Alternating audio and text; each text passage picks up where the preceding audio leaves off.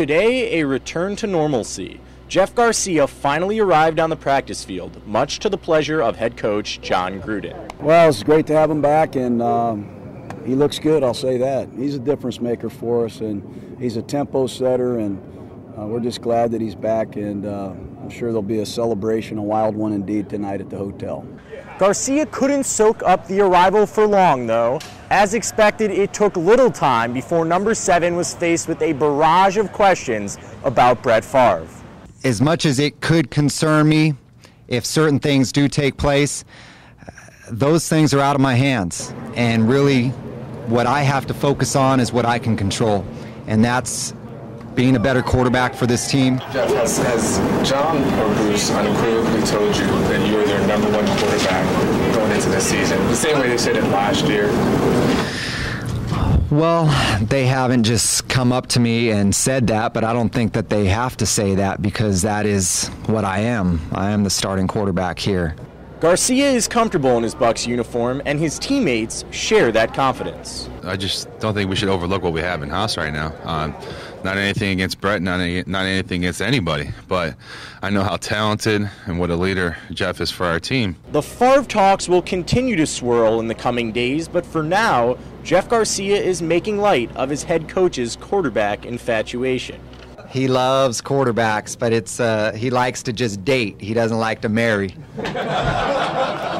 Despite all of Gruden's flirtation and a tumultuous past, Garcia does not seem worried about another divorce. With the Bucs at training camp, Max Gershberg, News Channel 8 Sports.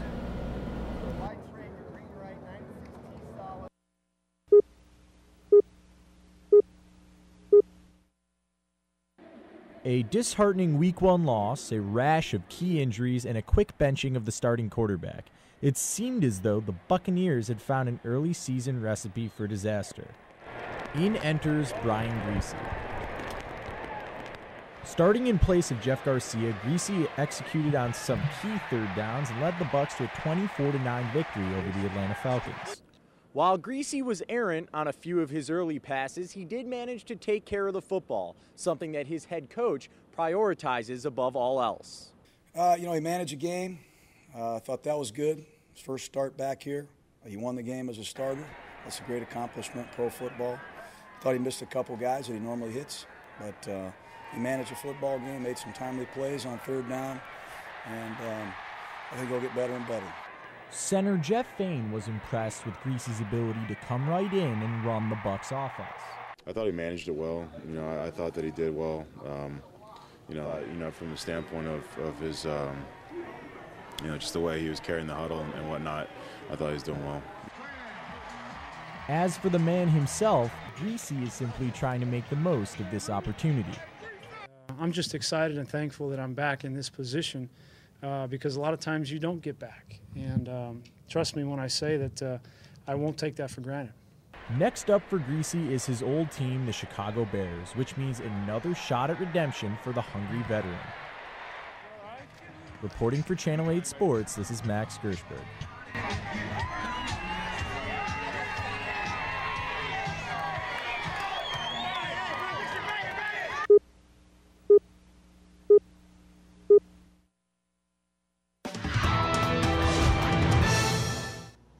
Welcome back. Now, these days, life seems to just be getting better and better for the Tampa Bay Rays. After a pair of dramatic victories at Fenway Park this week, the first-place club got back their young phenom, Evan Longoria, just in time for today's doubleheader at Yankee Stadium. And to the highlights we go. Here in the second inning, Justin Ruggiano would drive the ball deep to right and get the Rays on the board first. Here's Evan Longoria coming around to score the first run of the game. James Shields, he was hurling for the Rays. He sits down Jason Giambi on the off-speed pitch there. And there's Longoria at the plate. He'd add to the Rays' lead, making it 5-0 with the drive to left. And for those of you who may have forgotten Longoria, he's got that great defense as well. Here, a diving play. He throws the gun over to first, gets Xavier Nady headed back to the dugout. The Rays would roll in this one, winning 7-1. Part 2 of the doubleheader tonight at 7 p.m.